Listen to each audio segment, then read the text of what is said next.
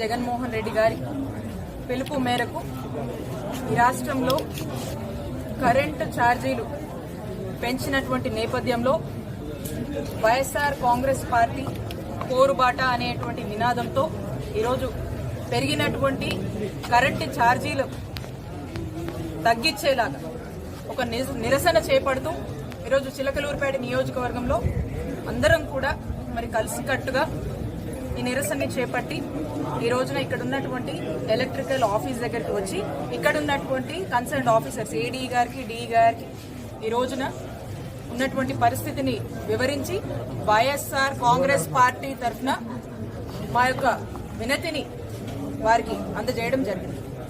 మరి ఇదేంటంటే మీ అందరూ కూడా చూస్తా ఉన్నారు, ఎన్నికల ముందు చంద్రబాబు నాయుడు గారు అనేక సభల్లో బహిరంగంగా వారు చెప్పినటువంటి మాట ఏమిటంటే, మేము అధికారంలోకి వస్తే కరెంటు ఛార్జీలు తగ్గిస్తాం, అవసరమైతే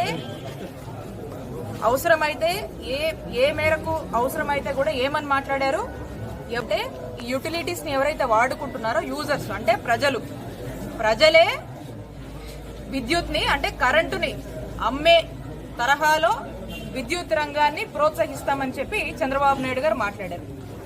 అలాగే ఏమాత్రం కూడా కరెంటు ఛార్జీలు పెంచం అని చెప్పి చంద్రబాబు నాయుడు గారు స్వయాన వారి మాటల్లోనే ఎన్నికల ముందు ఇచ్చినటువంటి హామీ. మరి ఇలాంటి మాయ మాటలు చెప్పి ప్రజలతో ఓట్లేయించుకొని అధికారంలోకి వచ్చాక మరి ఈరోజు ఏమవుతా ఉంది, కూటమి ప్రభుత్వం అధికారంలోకి వచ్చాక ఇప్పటికే మనం చూస్తా ఉన్నాం. అంటే ఈ 6 నెలల కాలంలోనే ఇప్పటికే ఏదైతే చంద్రబాబు నాయుడు గారు మాట్లాడారో మేము కరెంటు ఛార్జీలు పెంచాం, అవసరమైతే తగ్గిస్తాం అని అన్నటువంటి మాట పక్కకు పోయి ఈ రోజున ఇప్పటికే ప్రజల మీద 6,000 కోట్ల వరకు కూడా భారం రాష్ట్ర ప్రజల మీద పడింది.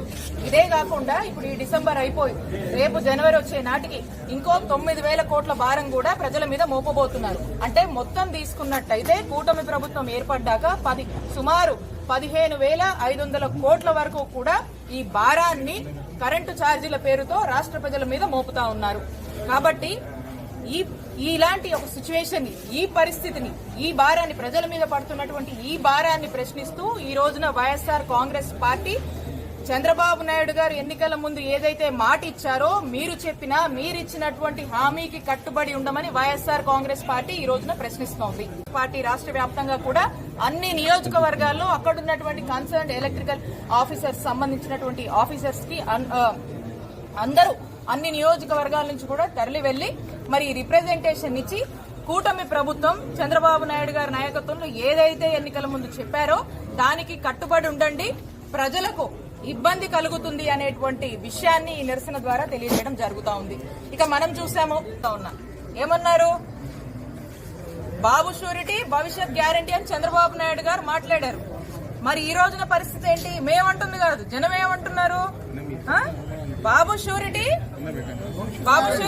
ఏమంటున్నారు, అంతా బోగస్, బాబు షూరిటీ బోగస్. అలాగే బాదుడే గ్యారంటీ అని చెప్పి ప్రజలే మాట్లాడుతున్నారు.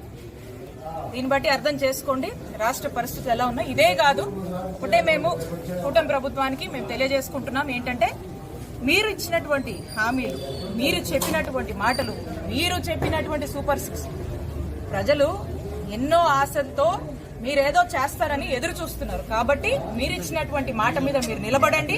మీరు మాట తప్పినట్టయితే వైఎస్ఆర్ కాంగ్రెస్ పార్టీ తరఫున మేమంతా కూడా నిలబడి పోరాడతాము ప్రజల పక్షాన. ఇదే కాదు, ఏ అంశానికైనా సరే మేము ప్రజల పక్షాన నిలబడతామని కూటమి ప్రభుత్వాన్ని హెచ్చరిస్తా ఉన్నాము.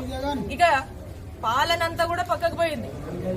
ఏం చూస్తున్నామన్నా ఈ 6 నెలల నుంచి ఏమవుతుంది రాష్ట్రంలో, ఏమవుతుంది, ఏం లేదు. సూపర్ 6 లేదు, ఒక హామీ లేదు, ఒక ఇచ్చిన మాట గురించి పట్టించుకునేది లేదు, ఒక ఏదన్నా ఒక సెక్టార్ గురించి గాని దేని గురించి గాని ఒక ఆలోచన లేదు.